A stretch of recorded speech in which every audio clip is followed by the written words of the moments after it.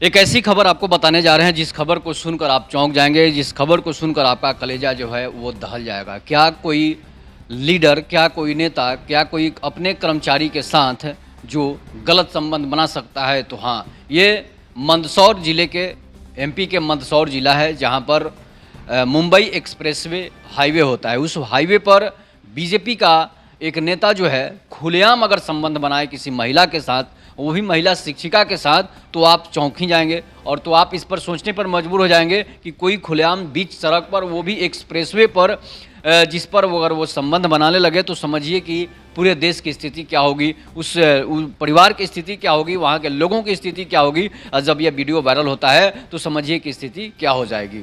आज से 5 दिन पहले जो है 25 से 26 मई को जो है 23 मई को एक वीडियो वायरल होता है, एक तस्वीर वायरल होती है जिसमें एक बीजेपी का नेता बीजेपी के लोगों का पट्टा अपने गर्दन में लगाए हुए एक महिला के साथ बीच सड़क पर मुंबई एक्सप्रेसवे हाईवे पर जो है अपनी कार खड़ी करके और नंगे महिला के साथ वो सेक्स संबंध बना रहा होता है। तो समझिए कि अगर ये वीडियो वायरल हो जाए, ये तस्वीर वायरल हो जाए, तो उस महिला पर क्या बीतेगी, उस इंसान पर क्या बीतेगी, या फिर वहाँ के लोगों पर, जो लोग देखेंगे, उस पार्टी पर क्या बीतेगी जिस पार्टी का ये शख्स होता है।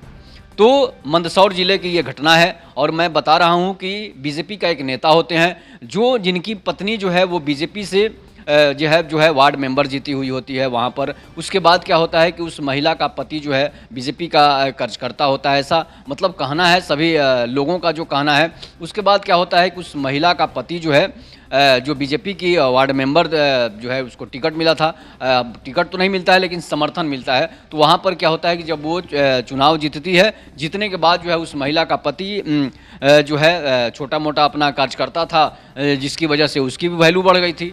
उसके बाद होता क्या है कि ये लोग घूमने के लिए एक जगह जाते हैं और घूमने के लिए जाते हैं तो उसमें एक महिला जो है, महिला शिक्षिका है, वो कहा जाता है कि वो सरकारी विद्यालय की शिक्षिका है और उसे जो है अपने गांव में ट्रांसफ़र कराना होता है। और उस नेता मनोहर लाल धाकर के पास वो पहुंचती है। जब मनोहर लाल धाकर के पास पहुंचती है तो मनोहर लाल धाकर कहते हैं कि हम तुम्हारा ट्रांसफ़र जो है, हमें बड़े बड़े बीजेपी नेताओं से संबंध है, हमें बड़े बड़े लोगों से संबंध है, अगर तुमको जो है ट्रांसफ़र कराना है, तुमको जो है वहाँ से अपने गांव आना है, तो उसके बाद जो है हम तुम्हारा ट्रांसफ़र जो है वो करवा देंगे। उसके बाद क्या होता है कि वो ट्रांसफ़र कराने के लिए वो जो है अपने आवास पर उसे बुलाया जाता है। आवास पर बुलाने के बाद जो है उसके बाद क्या होता है कि दोनों आपस में बातें करते हैं। बातें करने के बाद एक डील होती है। उस डील में यही कहा जाता है उस महिला से, महिला शिक्षिका से, कि हम तुम्हारा ट्रांसफ़र जो है करवा देंगे। इसके बाद वो लोग दोनों अपने कार से जो है वहाँ से घूमने के लिए निकल पड़ते हैं और निकलने के बाद एक होटल के कमरे में रुकते हैं। उसके बाद वहाँ पर अपना से एक संबंध भी बना लेते हैं।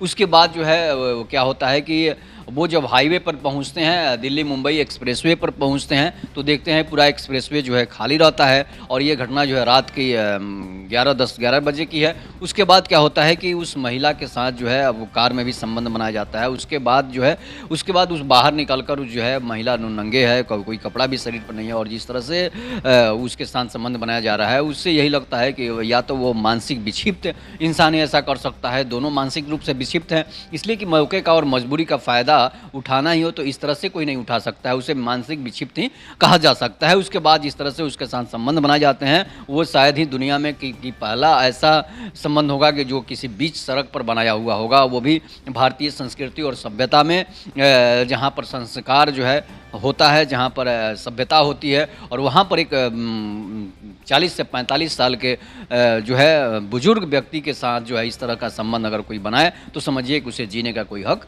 नहीं है। उसके बाद ये सारा जो है NHI के कर्मचारियों द्वारा जो है वीडियो रिकॉर्ड कर लिया जाता है। और वीडियो रिकॉर्ड करने के बाद क्या होता है कि वो सारे लोग जो है उस नेता के पास, मनोहर लाल धाकर के पास पहुंच जाते हैं कि आपका वीडियो जो है वो पूरा का पूरा वीडियो जो है रिकॉर्ड हो चुका है, जो आप हाईवे पर संबंध बना रहे थे।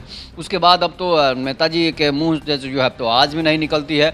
अब वो सकते में पड़ जाते हैं कि भाई अब क्या किया जाएगा, इसलिए कि इन लोगों ने हमारा वीडियो जो है वो पूरा का पूरा क्लियर वीडियो रिकॉर्ड कर लिया है, अगर ये तस्वीर वायरल हो जाती है तो फिर हमें जीना मुश्किल हो जाएगा। उसके बाद क्या होता है कि उस कर्मचारी को बताते हैं कि देखो भाई, तुम पैसे लेकर रफा दफा कर दो, इस मामले को ख़त्म कर दो, उसके बाद जो है हम यहाँ से चले जाएंगे। उसके बाद महिला भी रोने गिड़गिड़ाने लगती है, जो शिक्षिका होती है, सरकारी स्कूल की शिक्षिका होती है, वो महिला जो है गिड़गिड़ाने लगती है, रोने लगती है। उसके बाद नेताजी से डील किया जाता है, वो एनएचआई के तीनों कर्मचारी जो है उससे डील करते हैं कि आपको 1 लाख रुपया देना पड़ेगा तभी हम वीडियो को डिलीट करेंगे और नहीं तो डिलीट नहीं करेंगे। लेकिन होता क्या है कि अगर सीसीटीवी जो एनएचआई के द्वारा कंट्रोल किया जाता है वो सीसीटीवी का वीडियो उन कर्मचारियों के बस की बात ही नहीं है कि वो डिलीट कर सकते हैं, इसलिए कि मेन कंट्रोल अगर कलकत्ता से होता है, अगर मेन कंट्रोल मुंबई से होता है, वहीं से ही वीडियो डिलीट हो सकता है, बाकी वीडियो डिलीट नहीं हो सकता है। और ये लोग क्या किए थे कि जो लैपटॉप था वह जहाँ पर रिकॉर्ड हो रहा था, जहाँ पर कैमरा लगा था, वहाँ से ये मोबाइल से वीडियो रिकॉर्ड कर लेते हैं। वो पहले से तो सीसीटीवी में तो रिकॉर्ड हो ही रहा होता है, उसके बाद ये लोग बैक करके उस वीडियो को रिकॉर्ड कर लेते हैं और नेताजी को दिखाते हैं, मनोहर लाल धाकर को दिखाते हैं जो बीजेपी का कथित तौर पर कार्यकर्ता होता है। उसके बाद क्या होता है कि अब तो पैसे की लेन देन की डील शुरू हो जाती है। जिस तरह से उन्होंने घिनौनी हरकत की है उसके लिए पैसे का सौदा अब तो निश्चित है। उसके बाद ये कर्मचारी जो है उनसे अब नेताजी के पास मात्र 20,000 रुपया ही था। उसके बाद क्या होता है कि नेताजी का जब 20,000 रुपये था तो नेताजी 20,000 रुपये दे देते हैं और बोलते हैं कि बाकी के जो है 80,000 रुपये जो है हम लाकर या तुम्हारे अकाउंट में डाल देंगे। उसके बाद क्या होता है कि अब जो है ब्लैकमेलिंग का काम शुरू हो जाता है। नेताजी वहाँ से जो है घर चले आते हैं। 23 मई को जो है वहाँ से अपने घर चले आते हैं, वो महिला भी अपने घर चली जाती है। लेकिन अब पैसों का लेन देन सब शुरू होता है। अब फ़ोन किया जाता है नेताजी को, एनएचआई के तीनों कर्मचारियों के द्वारा फ़ोन किया जाता है कि आप हमारे 80,000 रुपये दे दीजिए, नहीं तो आपका वीडियो जो है वो वायरल कर देंगे। उसके बाद जो है वीडियो वायरल करने की धमकी देने लगते हैं। नेताजी बोलते हैं कि अब तो हमारे पास पैसे अभी है नहीं, पैसे आएंगे तो हम देने शुरू कर देंगे आपको। इसके बाद डेट आगे बढ़ते जाता है, डेट आगे बढ़ जाता है। 25 मई का समय आ जाता है। 25 मई का जब समय आता है तो ये लोग वीडियो को पहले तो स्क्रीनशॉट को, फोटो को, उसके स्क्रीनशॉट को वायरल करते हैं। वायरल करने के बाद ये जो फोटो है बीजेपी का पट्टा लगाए हुए जो नेता था उसका वीडियो जब वायरल होता है तो ये सोशल मीडिया में काफ़ी छा जाता है। और इसलिए कि बीजेपी के सरकार है एमपी में और बीजेपी के सरकार है तो बीजेपी के नेता का अगर कोई संबंध वाला वीडियो वायरल हो रहा है, किसी गैर महिला के साथ सेक्स संबंध का वीडियो वायरल हो रहा है, तो समझिए कि उसके पर उस पर तो कार्रवाई निश्चित है, उस तो वीडियो वायरल होगा ही। इसलिए विपक्ष के लोग इतने सोशल मीडिया पर एक्टिव है कि उसे वायरल करना 2 सेकंड का काम है। उसके बाद ये सारे जगहों पर वीडियो वायरल होने लगती है। जब एक्स पर, ट्विटर पर वीडियो वायरल होने लगती है, फेसबुक पर वीडियो वायरल होने लगती है कि ये नेताजी बीच सड़क पर सेक्स करते दिख रहे हैं, वो बीजेपी का नेता सड़क पर सेक्स करते दिख रहा है, वो भी एनएच मुंबई और दिल्ली एनएच जो है मुंबई और दिल्ली एक्सप्रेसवे पर जो इस तरह का वीडियो वायरल होता है। तो अब इसके बाद जब पैसे उससे नहीं मिलते हैं तो तीनों कर्मचारी जो एनएचआई के तीनों कर्मचारी जो है उसके वीडियो तक वायरल कर देते हैं। अब जब वीडियो वायरल हो जाता है तो ये वीडियो गूगल पर पोर्न साइटों पर अपलोड होने शुरू हो जाता है।